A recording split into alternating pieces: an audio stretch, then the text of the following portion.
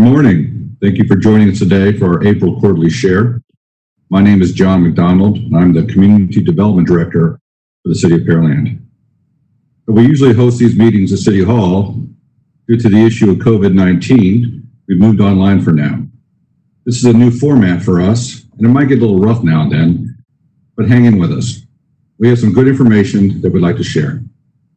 These quarterly share events are a partnership between the City of Pearland, the Pearland Economic Development Corporation, the Pearland Chamber of Commerce.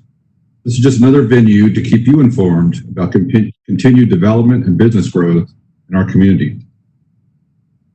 Please remember that even with everything going on today, the city is open for business. Community development staff continue to work on processing your permits and applications in a timely manner. City inspectors are in the field each day visiting construction sites to ensure compliance with city building codes. Permit clerks are answering phones and processing permits daily that are submitted through our online e-tracket portal, the city's website, and available by phone.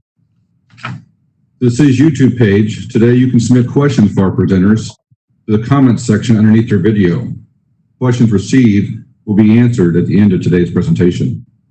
I'd first like to introduce Clarence Sermons, the city's Development Services Manager, to review the Community Development Department's second quarter report for the current fiscal year. Clarence?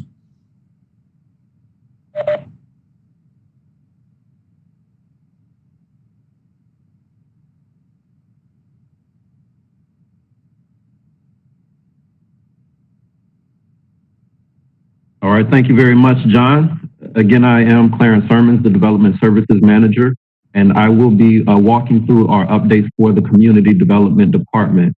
There are three divisions of the department. The first one that I will give you the recap of is our Permits and Inspections Division.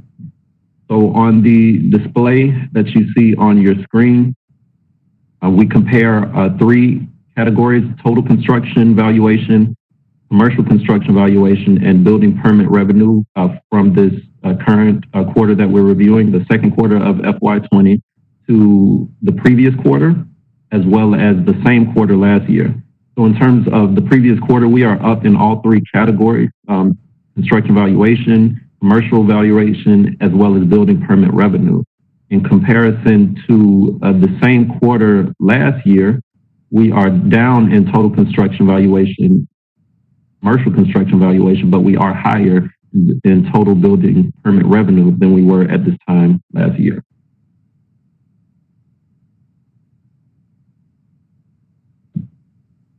This next graph shows the number of single-family home permit approvals in the City of Pearland for the past several years, going back to 2015. The chart shows that upward trajectory of those permits over the course of the year.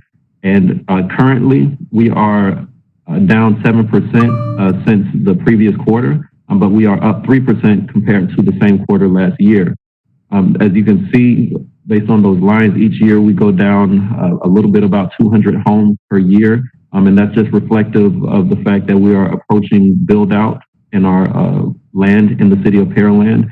So the number of single-family home starts that we have every year decreases at a steady rate. A little more detail about those residential home permits.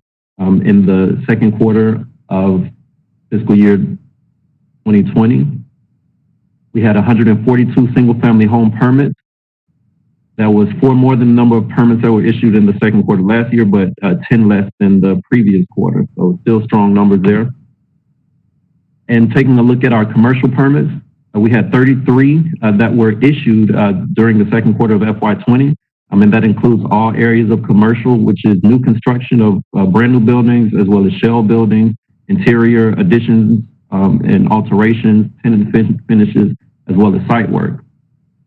Of those permits that we reviewed, 70% of them were improved on the second submittal. Our goal is always to have them approved by the second submittal, and those that go beyond that, we work quickly to make sure we understand if there's any issues or misunderstandings to keep all of them moving through our system as quickly as possible. But 73% of them were completed, only requiring one resubmission. A little more of a breakdown on those commercial permits. So 7 of them were issued for new commercial buildings. The combined square footage of those commercial buildings was 60,000 square feet, and 2 of those projects were valued at over $1 million. One of them is HCA Healthcare, which was valued at $7,200,000. You'll hear more about that project later in the presentation from our PEDC. And then also Pet Suites of America, who came in at $2,845,000. In addition to those, for new commercial buildings, 16 permits were for additions and alterations of existing buildings. 7 of them were issued for interior tenant finish build-outs.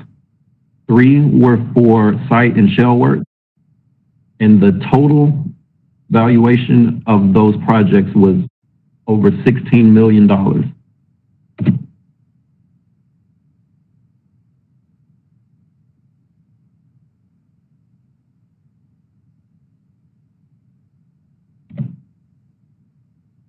And here's a summary of the just volume of work that that staff conducted during the second quarter.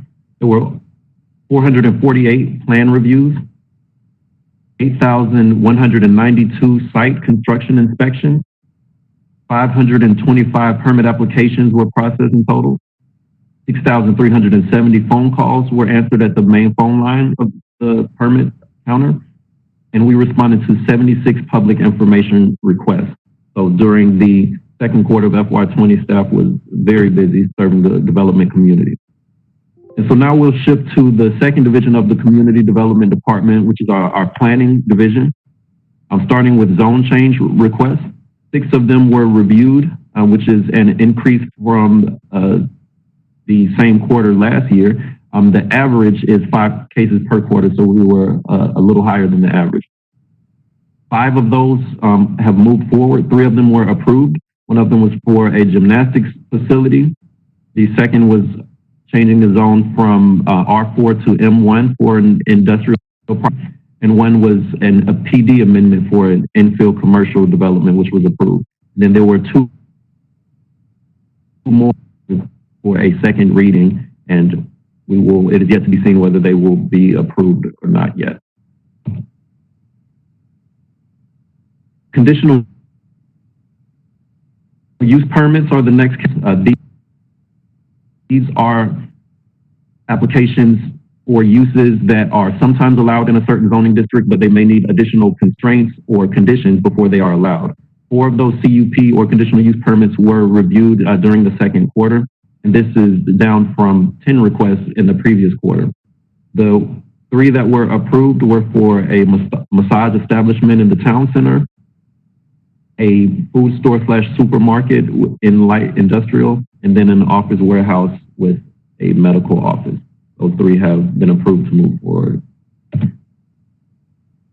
And shifting gears to plats, 34 plats were processed in the second quarter of FY20, and about the same as last year, which was 33. New plats resulted in 392 buildable lots, which is less than the same quarter of the previous year, but up 16% from the previous quarter. There were 5 planning and zoning requests reviewed, which is higher than the previous quarter as well as the same quarter last year. And then 3 zoning adjustments cases were reviewed, which is the same as this time last year. Our urban forestry programs have been busy. Just here's a quick rundown of the activities of our urban forester. 2 legacy trees have been planted in the city during the second quarter. 10 clear and grub permits were reviewed. These are permits to allow developers to clear sites and ensure that they're not removing any protected trees. And if they are removing them, making sure we have a plan to mitigate or replant trees to replace them. There were 90 tree evaluations that took place in the second quarter. 38 trees were pruned, 12 unhealthy trees were removed, and 6 new trees were planted by our urban forestry program. And then, of course, the 2020 census. April 1st was Census Day, and so far we are ahead of the curve when compared to the rest of the state of Texas. Here in Pearland, we have 51.2% of citizens or persons in the city self-reported, which is about 10% higher than the state, which is at 41.6%. We as a city are continuing to encourage everyone to fill out their census. It goes a long way in determining the number or the amount of resources we get from Washington, D.C.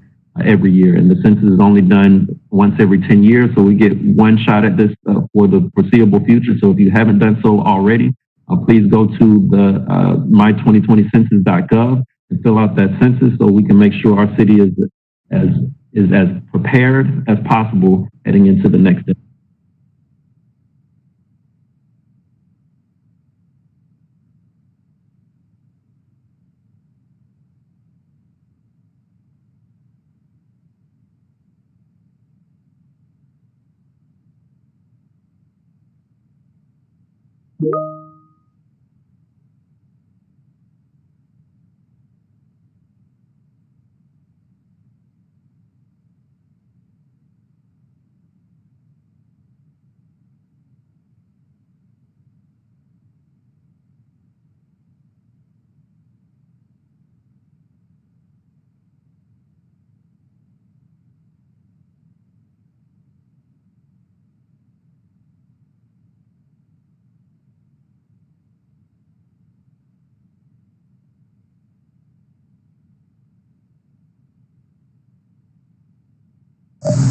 All right, it looks like we might have a little technical difficulty with Clarence here, but I think that pretty much wraps up his piece of it.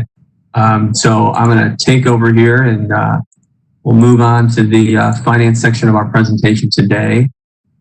So my name is John McCarter, Assistant Finance Director with the City of Pearland, and I'm here today to talk all things finance.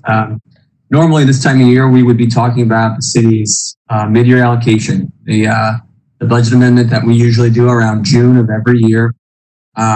Unfortunately for us, COVID-19 hit in March. So today, most of our conversation is going to talk about COVID-19 financial impacts to the city and what we're doing about it. So we'll start kind of with a pre-COVID overview, talking about what the city looked like in February, and then we'll talk about what we're seeing, what we're projecting in the current situation and going ahead. We'll talk about what the city's doing to manage our finances, make sure that we're in the best position possible going forward. And then we'll talk about going forward. We'll talk about the future and talk about what our next steps are going to be as a city to make sure we're staying on top of this thing.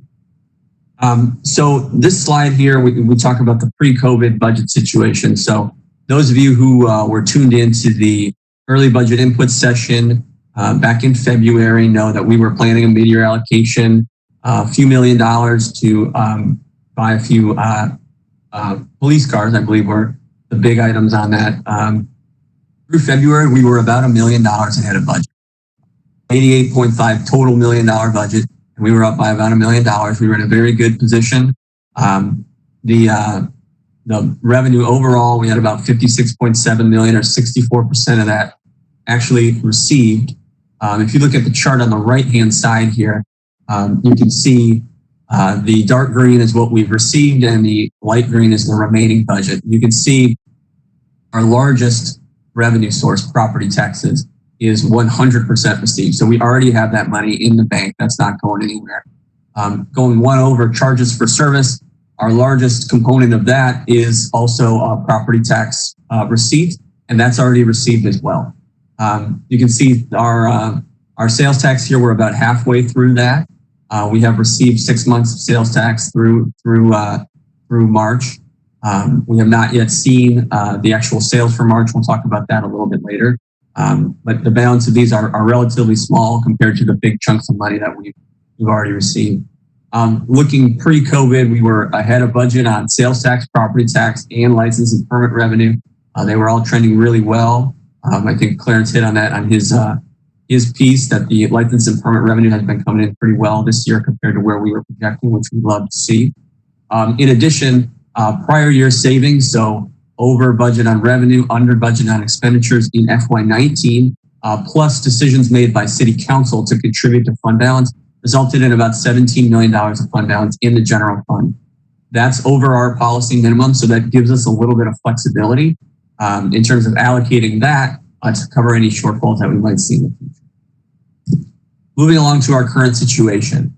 You're probably wondering why this slide is still blank. That is because this projection that we put forth always changing. Right now, we're projecting between 25 and 30% drop in our remaining sales tax revenue. We'll see some impacts in March, but really the big impact will be coming in April. So what we've seen is some smaller impacts on license and permit, but not a ton.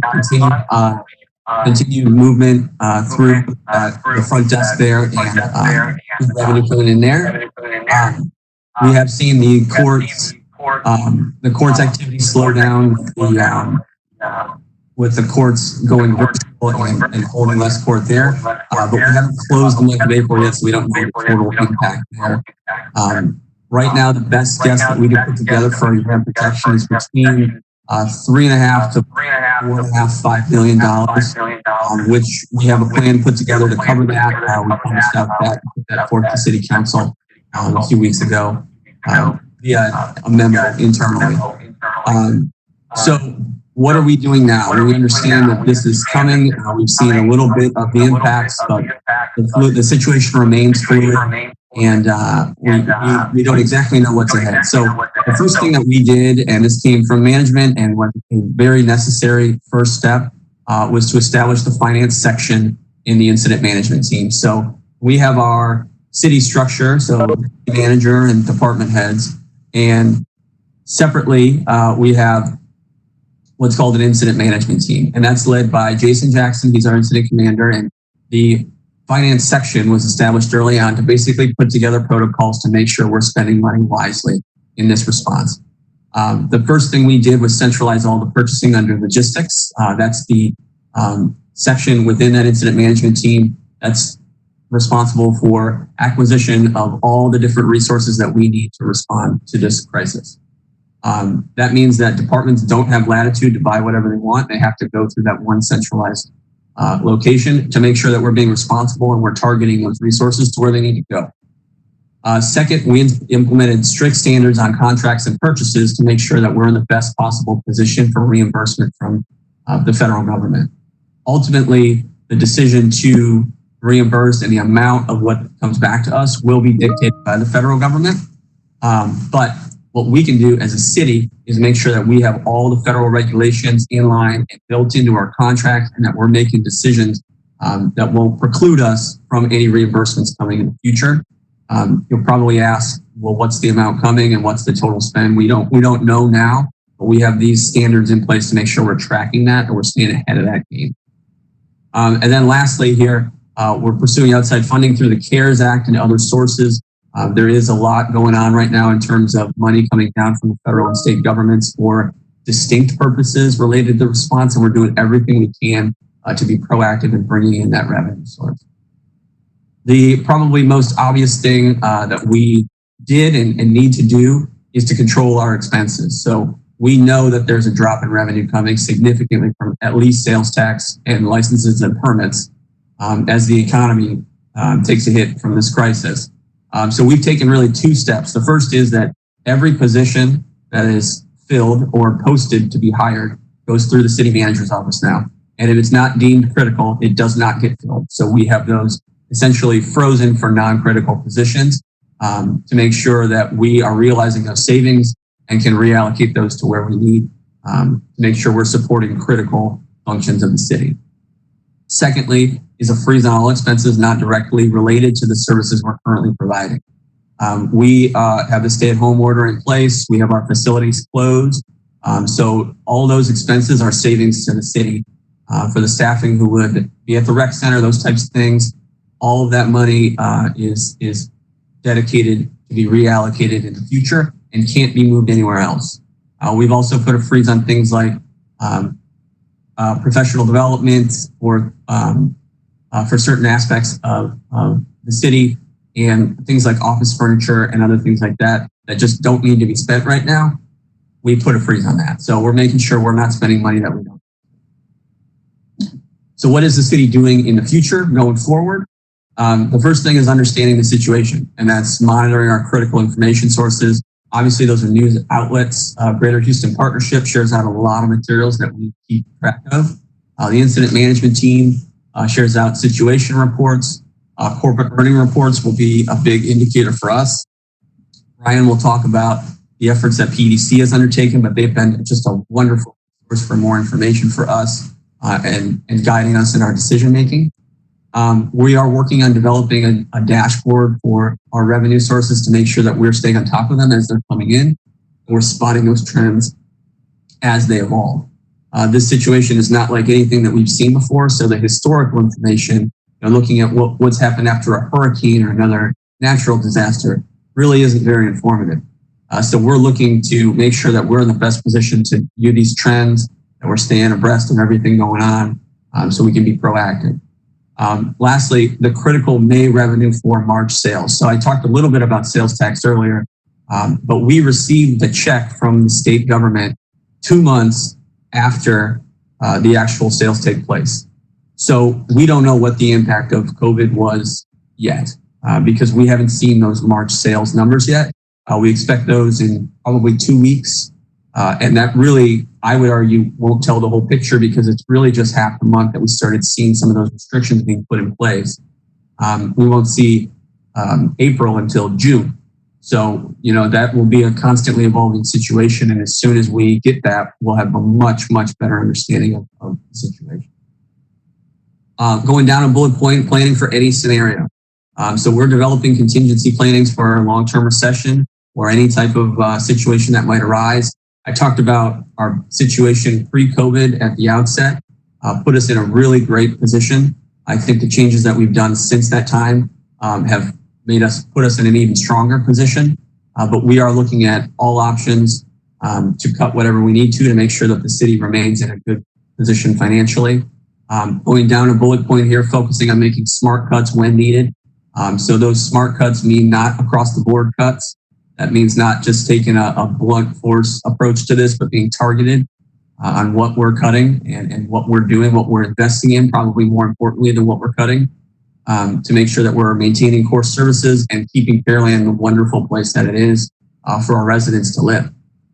And then lastly here, conducting budget meetings. In the midst of all this craziness, we still have to take an amended budget to City Council in June. We still have to present a fiscal year 2021 budget August 1st. We'll conduct a handful of budget meetings. We'll do 2 public hearings and 2 readings of the budget, just like we normally do. So that standard budget process doesn't go away.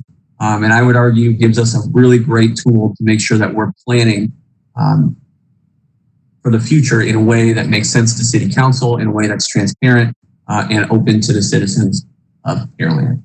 So with that, I believe I'm going to hand this off to Brian Malone with PEDC, and he's going to take it from here. Thanks for your time.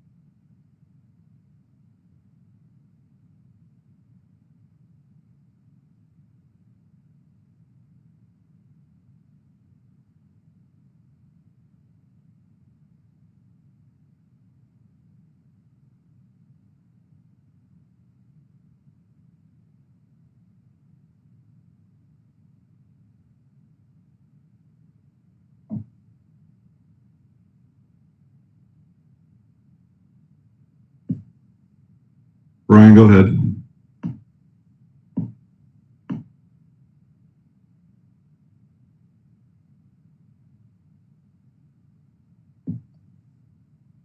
let's go ahead and move over to Ann Struhall with the Pearland Chamber of Commerce. Ann, go ahead, please. All right, great. Can you hear me, John? Yes, ma'am. Perfect. Excellent. So let me share my screen and get my content up as we navigate through this all together. My name is Ann Struhall. I am the 2020 chair-elect of the Pearland Chamber of Commerce. I'm also a certified human resource consultant and own Struhall Associates here locally. So I'm here on behalf of both ends of the perspective, where I'm here for the business as a business and also as the chair-elect of supporting businesses. So I'm indeed invested on both ends. And as you know, it's not enough for us to be in the midst of a global pandemic with its far-reaching health and economic impact, but we've also been experiencing below zero price of the barrel of oil, which is especially hard for us here in Texas and in this oil and gas region that community that we are in here. With that said, yes, the Pearland Chamber is the voice of business, especially now with guiding and supporting businesses in our area to tread through the myriad of new employment laws and government financial assistance that may or may not be available. So what we have done, what we knew about our normal has changed in the world of business. We used to communicate with other businesses and members by hosting meetings of various committees, providing monthly luncheons with guest speakers, hosting networking events at different locations, etc. As the pandemic grew worse, stay-at-home orders began and non-essential businesses were ordered to close. We at the Chamber realized we had to shift in how we do business and how we continue to be the voice of business in a new yet effective way. Thus, our Chamber Connects events were created. The first event we conducted was with the City of Pearland, and it was a huge success with over 4,000 views at that time and still counting. It was great information they provided, not only to businesses, but to residents of Pearland. We've hosted Chamber Connects now with one that was a joint event with the SBA, the PEDC, and representatives from the local banks, talking about funding that's available. We've had one with Pearland and Alvin ISD and what they're doing with the school districts and how they're reaching out to students in unprecedented ways of trying to get these students connected. And then yesterday morning, our Chamber Connect was with Brazoria County Judge Matt Sebesta, who was giving us information from the county perspective on what the county is doing. So you can see these Chamber Connects are our Facebook live stream interview series, and we will facilitate these on topics of interest to Pearland. So if you have a topic you'd like to know more about, please contact the Pearland Chamber and we will definitely work to get those scheduled. These, like I said, have been very informational and we've gotten great feedback from these events.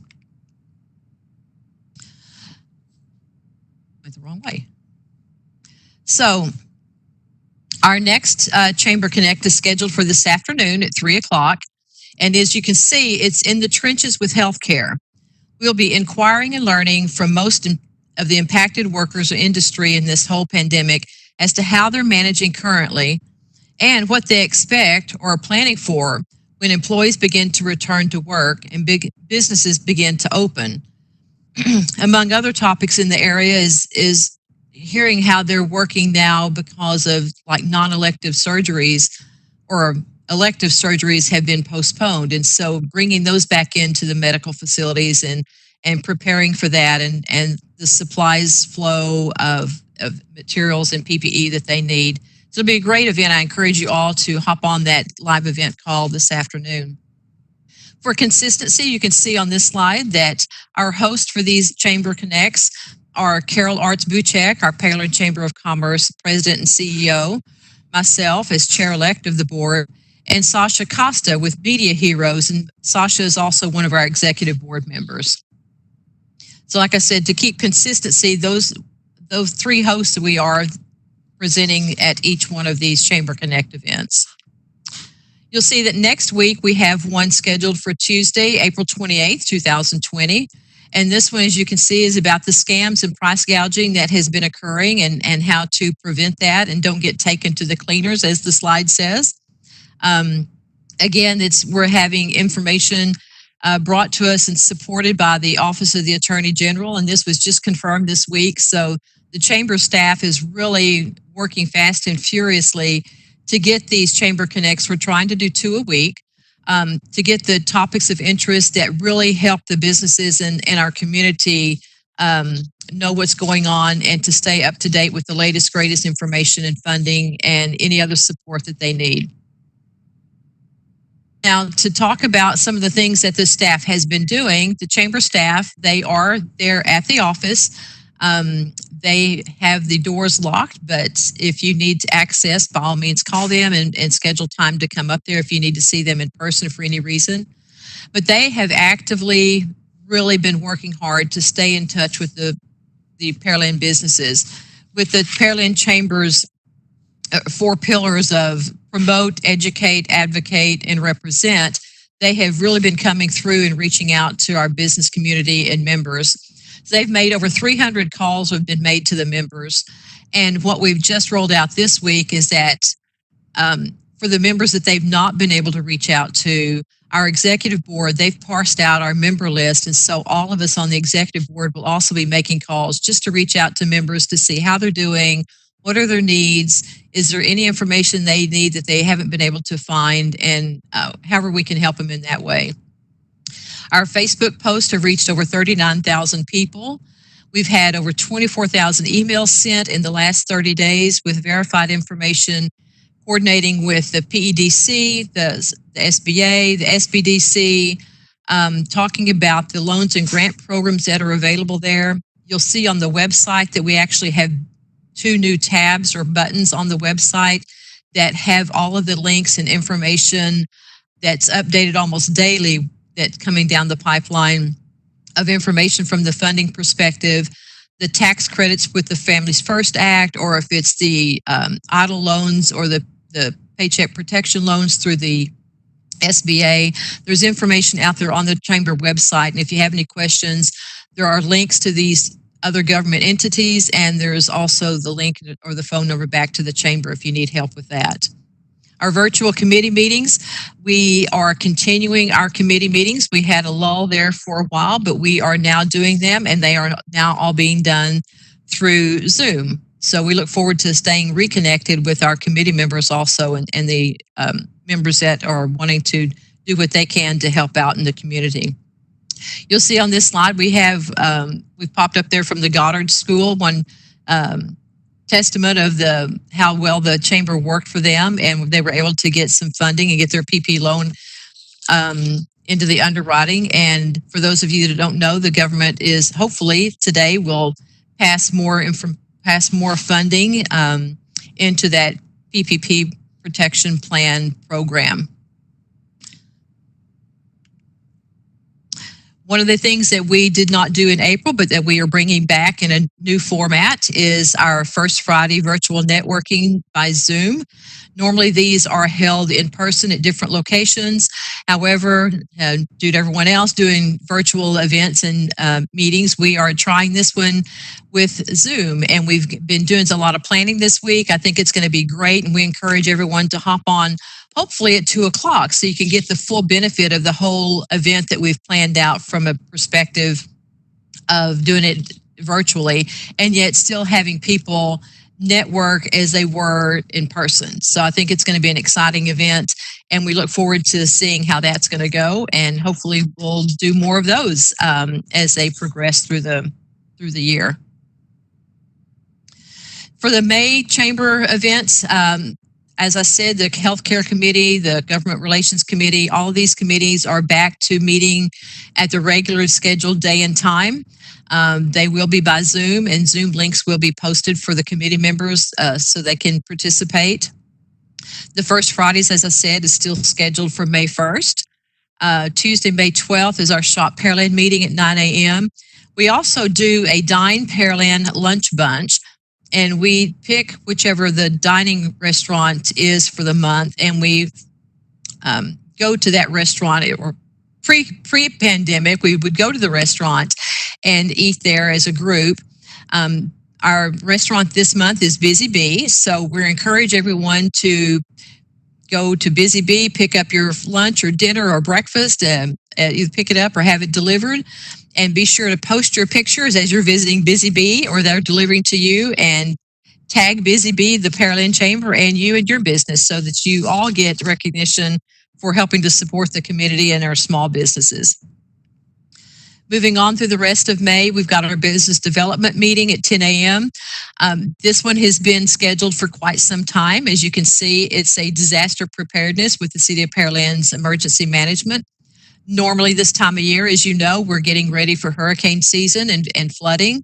That's why this was on the plate for May 15th. However, we've already had a lot of disaster preparedness, unlike we have ever had before. So I think that's going to be a very interesting presentation by the City of Pearland's emergency management to see how we're tying all of it together and using the resources we have without spreading it out too thin and being able to accomplish the safety and security of our community. Workforce development continues 8:30 a.m. on May 20th, and our member outreach ambassador meeting is at 12 noon on May 28th. All of these Zoom meetings can be found on the Chamber's calendar, the events calendar on the website, and we encourage you to take a look at that and to all the links that are out there for you to help you through your business. And showing our Chamber staff, they wanted to give you some pictures of their support of the community and the businesses here. Shop Pearland, One Pearland, support business.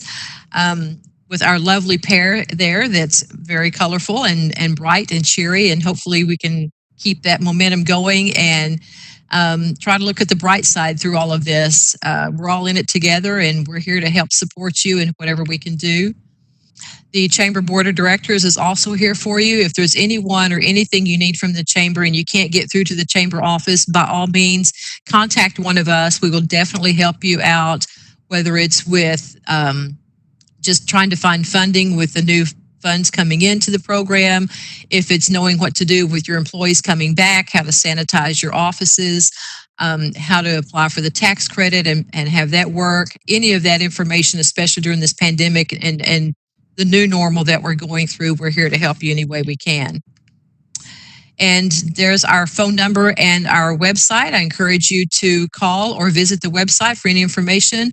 It's lots of information out there. If there's something you have that you'd like to have posted out there, some additional information, by all means, call the Chamber, let Cheryl know, and we will definitely take a look at how to get that populated on the website. And that concludes my presentation. As we're wrapping up, I'm going to turn this back over to Brian. Let's see, are you available now, Brian? Yes, I am. Let me switch off my sharing.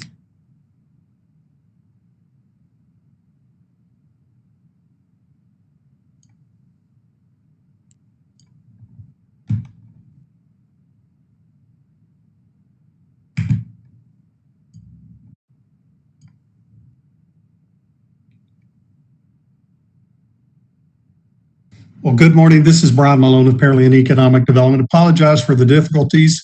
Sometimes you punch buttons too quick and you can't get out of something. So, but it's a pleasure to be here with you guys during these interesting times, challenging times, obviously.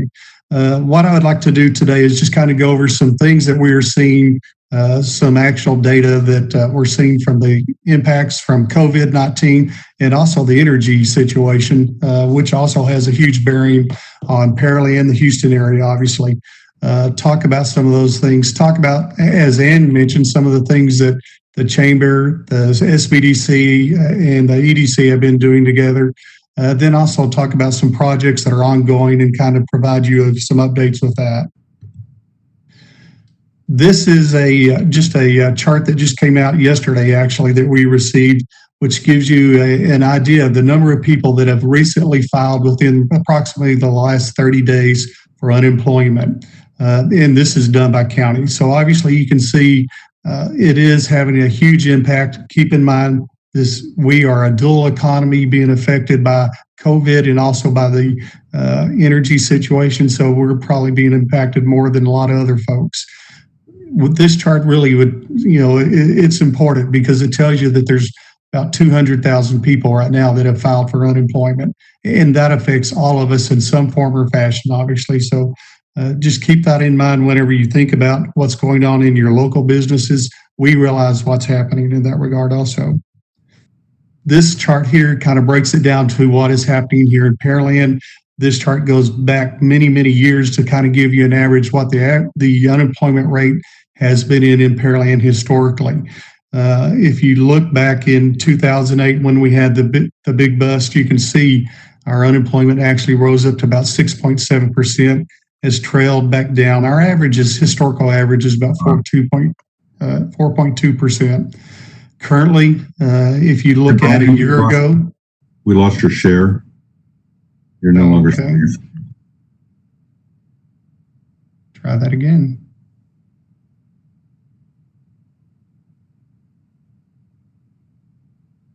How about now, John? Okay. Thanks. All right. This chart shows the actual unemployment rate for the city of Pearland. Historical chart, as I mentioned. 1 year ago, if you look at the bottom right, you'll see April a year ago, we were at 2.4%. Now we're up to 4%. Obviously, we probably expect that to continue to grow, unfortunately, as things continue to be affected by this situation. As this became apparent that this is going to be something very unusual, the EDC, the Chamber of Commerce, SBDC, began meeting, as Ann mentioned. We met probably every day for 2 or 3 weeks on conference calls, obviously, to talk about what resources would become available, what things we could do in that regard, and setting up the plans for us how to contact businesses, how to get information out. The Economic Development Corporation then created a dedicated webpage so that we could essentially have a single source resource page for anyone who was looking for that data, and shared that with anyone who wanted to. On there, we've tried to put every linkage that we could find about any program that was coming up. Our staff, Melissa Black, did a wonderful job in terms of taking data, keeping it updated, and then also the hyperlinks, getting those there every day, making sure that they worked. As you can imagine, this was a very fluid situation. As data changed every day, we would have to make different changes. But within here, we really think we had a comprehensive database where people could go, businesses could go to see what the different programs were, the SBA programs that Ann mentioned, also the Texas Workforce Commission, because you had not only businesses being impacted, but individuals being impacted. You know, how would you need to apply for unemployment insurance? Offices are closed. So those were things, that we're trying to get information out to folks. Very important and very useful. From that, obviously, the other things, we continue to monitor and look at the situation and send out continuous updates. These are just some copies of some information in terms of press releases, getting information out to the public, different mediums that we were utilizing, whether it's Facebook, LinkedIn, advertising, those type of things that we worked on. And then continually updating the folks that we had emails with. As Ann's mentioned, thousands and thousands of emails have gone out to Pearland businesses, trying to update them in terms of what is actually happening. These are just some samples of the emails that we'd send out on a regular basis. As something changed, our staff would put those together and get those out very quickly. We also did a huge mailing. We mailed out over 3,300 postcards, trying to get people to realize where the information is. Ease of access was very critical, we felt. So we sent out over 3,300 postcards with that information. Here again, just a different way for us to touch folks and see if we can't get them the information that they need. And then also, again, emailing. We looked at what other resources that we had from our water bill and food permits. Obviously, those are targeting businesses in Pearland, so we also had a dedicated list to send that information to them. All of these things really are there to try and provide assistance, and that, I think that's our goal, and has been our goal in this partnership with the Chamber, the city, Small Business Development Center is to find information and work with those businesses. We have regular meetings with, the chamber, as I mentioned, and we also talk with a lot of our local bankers to see what is working. And when you're looking at the SBA program, so that we know whenever we speak with a business to give them the heads up what works. So it has been an ongoing process in that regard. Now I'd like to move on to something a little more positive. Obviously, back in February, before all this happened, we did have what we would consider a normal economy back then. But we do have projects that are continuing to look at Pearland, that are continuing to come here because we're still a great city, quite honestly. This is a phase in our life that we'll have to go through and get through, but things will continue to adapt and change. HCA is one of those companies that is looking to the future, and we're really excited about the facility that they're building here in Pearland.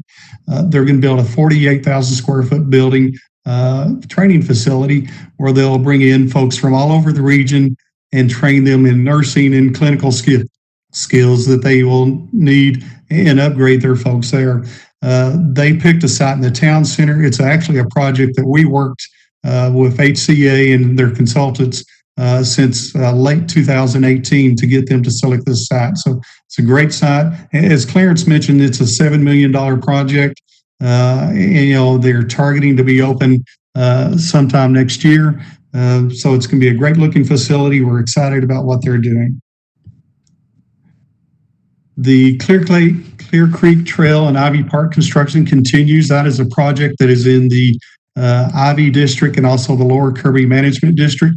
One of the things, obviously, that is very important, we know, to employers and also to the citizens of Pearland is the ability to have recreation opportunities. And this is an extension, the Clear Creek Trail is an extension of the existing trails near Shadow Creek. So this will get us trails all the way from Kirby, that connect over with Kirby, all the way over to 288 and into the Ivy Park.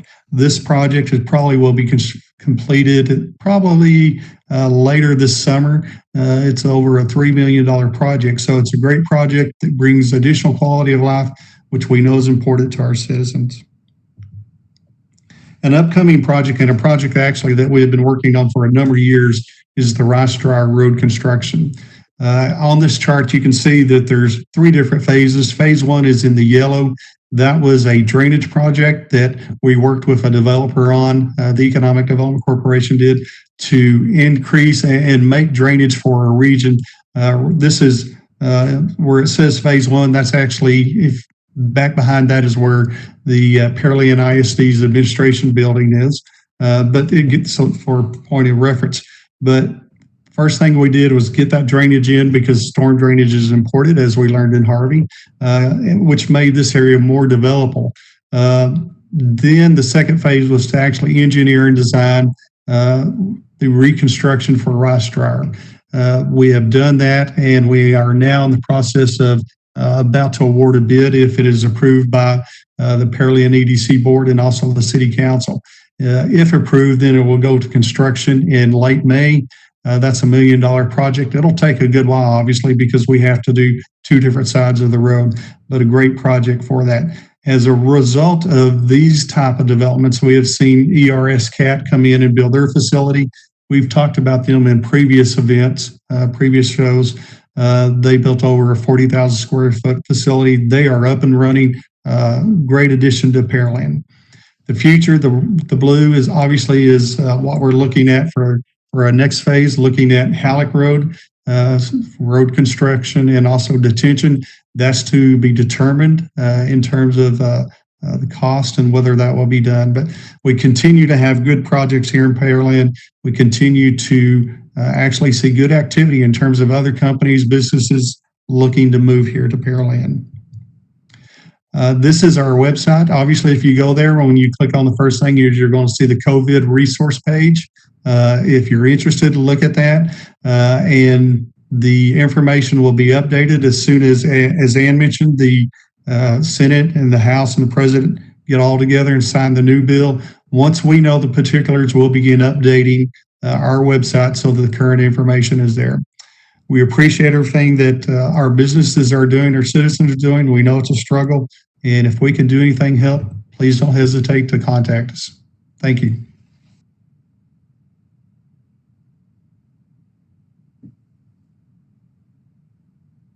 Thanks, Brian. I'd like to just remind everybody that there will be a mobile test collection site in Pearland tomorrow, April 24th at Junior High School South. That's at 4719 Bailey Road.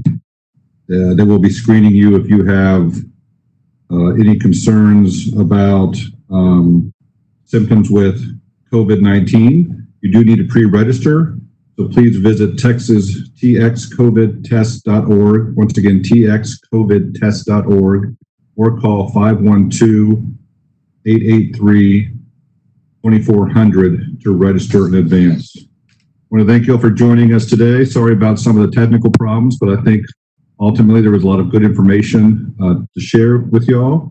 We appreciate you visiting us, and we hope to see you around Pearland in the coming months. Have a great day.